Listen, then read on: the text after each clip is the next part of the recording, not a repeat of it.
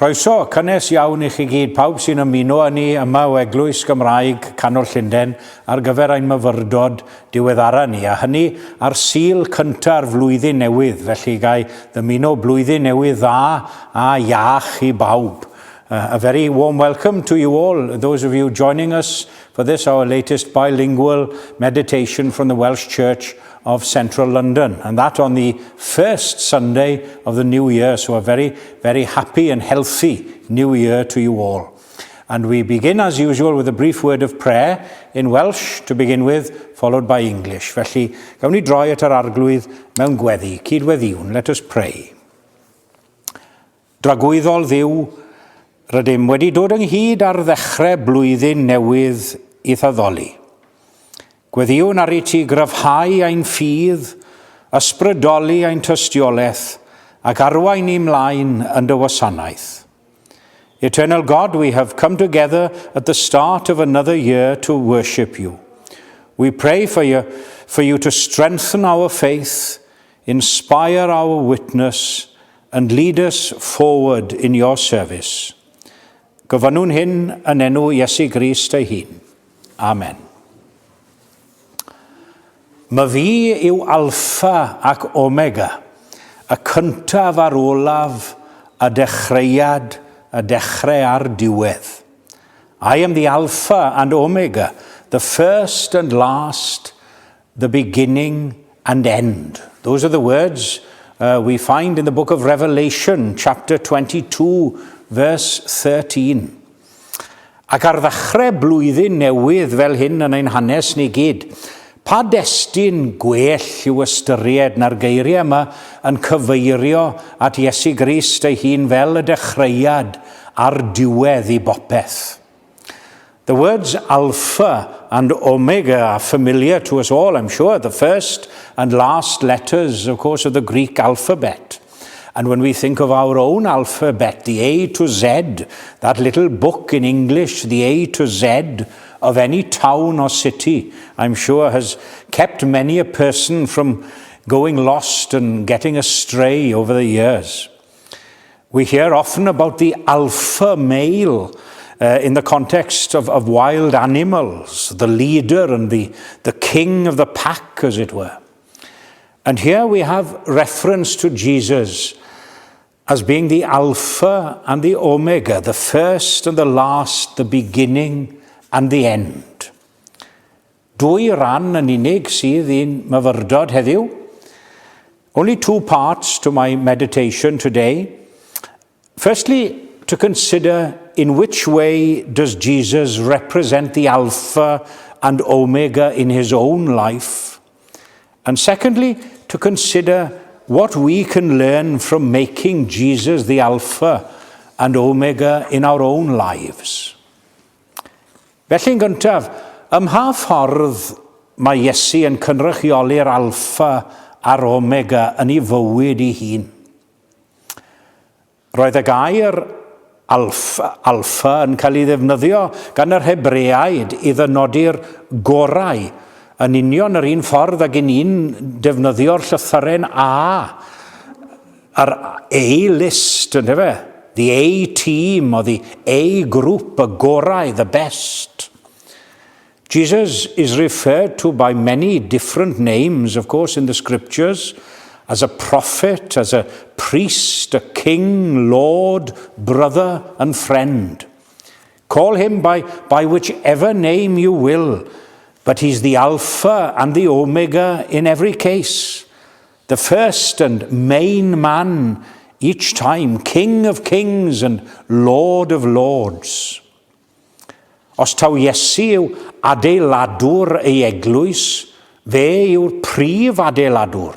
Fel bugail ei defaid, fe yw defaid mawr. Fel congelfaen, fe yw prif congelfaen yr adeilad. Os tynnwch chi y gongelfaen allan o unrhyw adeilad neu adeiladwaith, wel dim ond methiant a distriw sydd I ddilyn wedyn ni.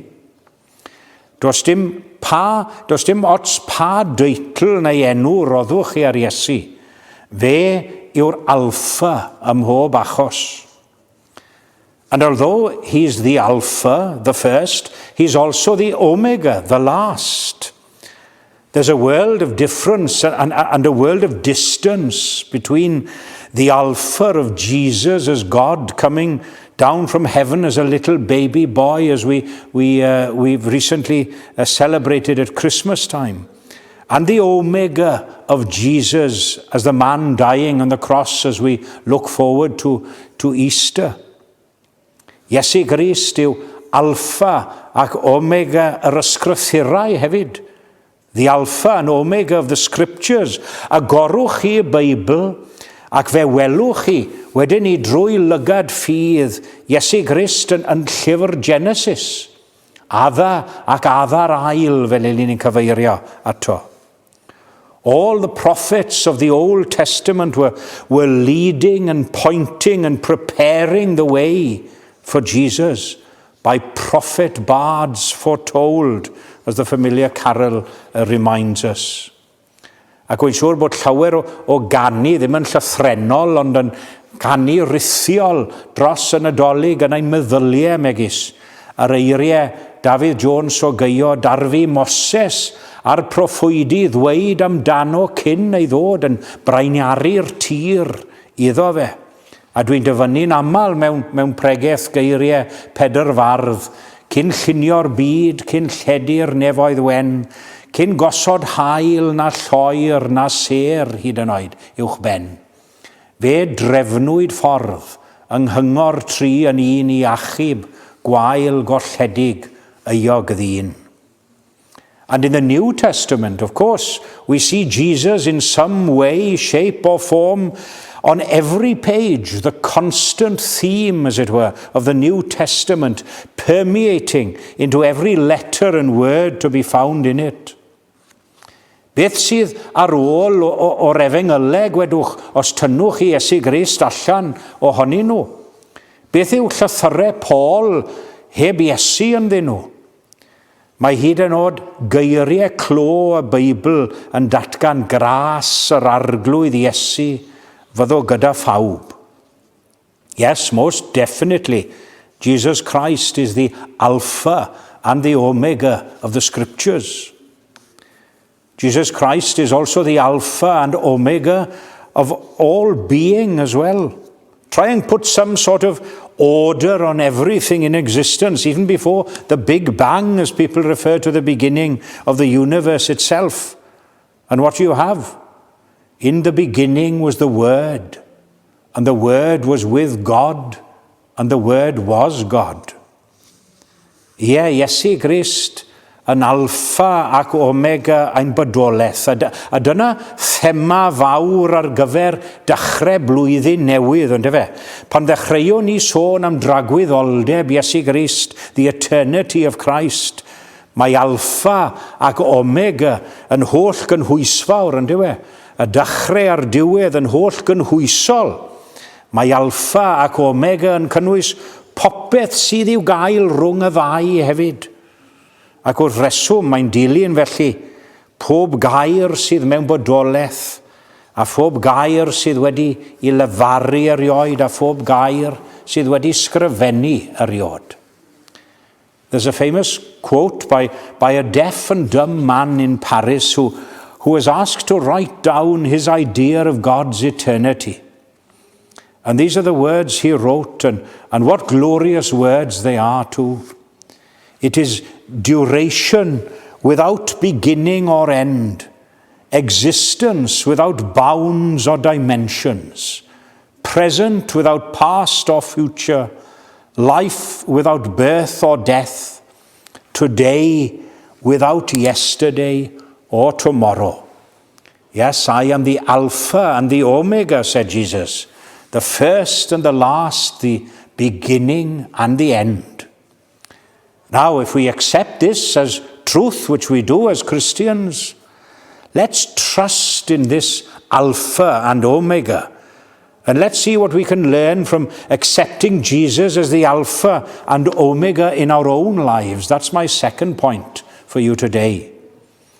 Ac un sy'n arddel yr enw fod yn Gristnogion, Gadewch iddo fe fod yr alfa a'r omega yn ein hymwneud ni ag eraill i ddechrau. Dod i mi galon well pob dydd, meddai Eifion Wyn yn ei hen emyn gyfarwydd, a thras yn fodd i fyw, a boed i eraill trwy fi adnabod cariad Duw. And in following on from Eifion Wyn's words, Jesus should also be the Alpha and Omega in our everyday lives, our purpose in life, our guide, our example, the way in which we live our lives from day to day. Jesus Christ should also be the Alpha and Omega of our conversation with others. Do you know, it can be difficult at times and perhaps even a little embarrassing and awkward to talk of Jesus and God in everyday conversation and situations, especially perhaps in the workplace and with friends. Weithiau fallai'n bod ni'n teimlo bydde bobl eraill yn ystyried ni fel eithafwyr crefyddol. Sometimes it's a simple case that we're too shy. We're too shy to talk about religious or spiritual things in a secular situation, not like it was many years ago in Wales. But what about starting by just inviting someone to the fellowship and company of a Sunday service, perhaps not in flesh, as it were, these days, but virtually via Zoom service or Facebook or YouTube or any other platform available these days?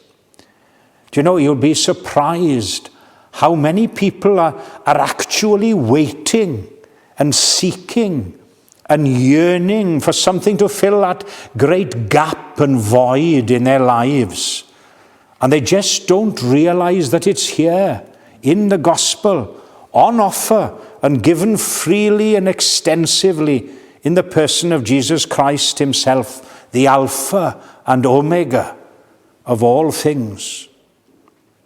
Felly, ar drothwy flwyddyn newydd arall yn ein hanes ni gyd wrth i ni groesawu 2021, beth am i ni ymrwymo o'r newydd, nawr wrth ffarwelio ar hen ac yn croesawu'r newydd i roi ein hymddiriedeth a'n gobaith ni yn yr alpha a'r omega, a dechrau a'r diwedd, y cyntaf a'r olaf, a hynny gogoniant i'w enw.